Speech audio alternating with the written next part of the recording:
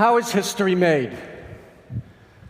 By chance, by luck, through bravery or action. Before there was such a thing as pro-Israel legislation, before there were position papers, or parlor meetings, or a policy conference, before there was AIPAC, before there was the State of Israel, one man changed the course of history. My father was Eddie Jacobson. Although his name was Edward, no one ever called him that. He was Eddie to everyone. He was best known as being Harry Truman's partner and lifelong best friend. Daddy grew up in this Orthodox family. His parents were immigrants. Daddy was not well educated. He had to leave school at a very, very early age to help support the Jacobson family. Daddy went to work for a haberdashery store in Kansas City and went almost every day at noon to take the little packet of money to the bank. And the bank teller was a man by the name of Harry Truman. And this is where they met and became friends. The two men just clicked. They were brothers. Total respect for each other. They decided they would go into business together. And they started Truman Jacobson in the prime location directly across the street from the Hotel Mulebach. This man with whom I was in business was Eddi Jacobson. He was one of the best buyers that ever I came across. And I was one of the best salesmen that he ever had to be associated with. One of the finest men I ever had anything to do with. And all of a sudden, the bottom fell out. They had to declare bankruptcy. They remained very, very, very close friends always. Truman went into politics, as you know. Daddy traveled all of Kansas and western Missouri selling shirts and pajamas. When he was in town, they always had lunch together. They always enjoyed each other. I always called him Uncle Harry. Members of the organized Jewish community used to go to Truman. They knew what was going on. They wanted help. You have to see Dr. Chaim Weizmann when he comes to the States. And Truman said, I don't have to do anything. I'm President of the United States. I gave orders that nobody was to come to see me and talk about the Palestine affair.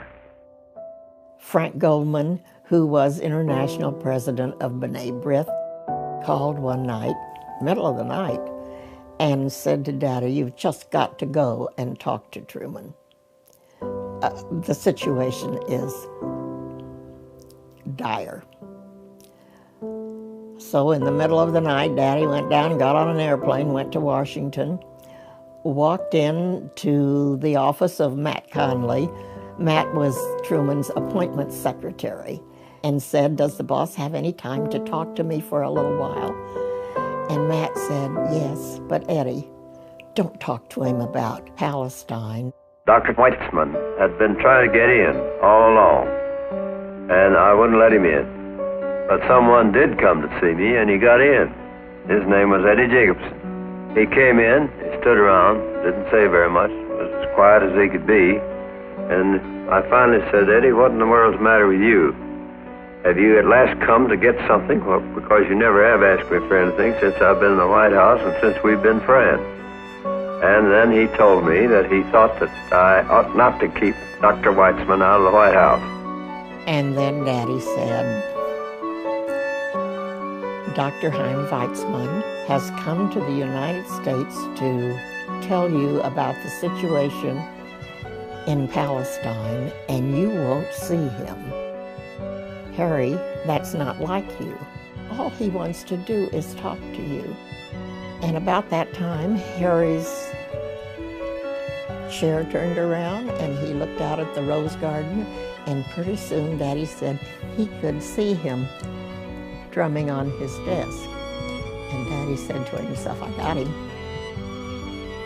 And he pulled the chair around and said, okay, you bald-headed son of a bitch, I'll see him.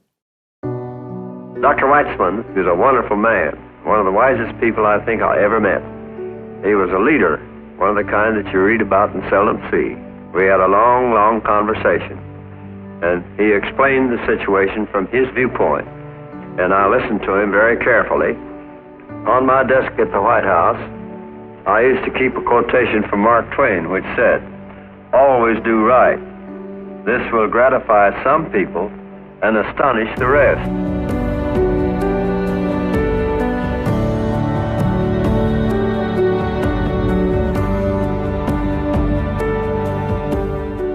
As was his habit, the president's final decision gratified a nation and astonished the world. The United States recognizes the provisional government as the de facto authority of the new state of Israel.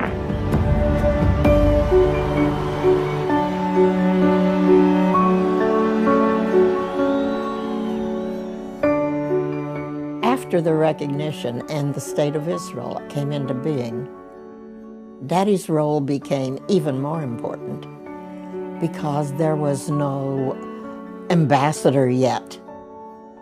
Every bit of business that was done between Israel and the United States came through Eddi Jacobson.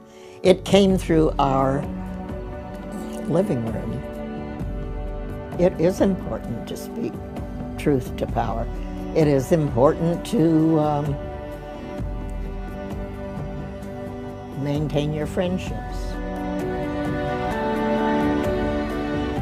Daddy was in the hospital for a short period of time, and I went to call on him, and I stood next to his bed, and he said, you know, I spend all this money going to and from Washington with all of this business I have to transact there for the new little state. I won't have anything to leave you. And I said, Daddy, you're leaving me the best thing of all. This is quite a heritage I have.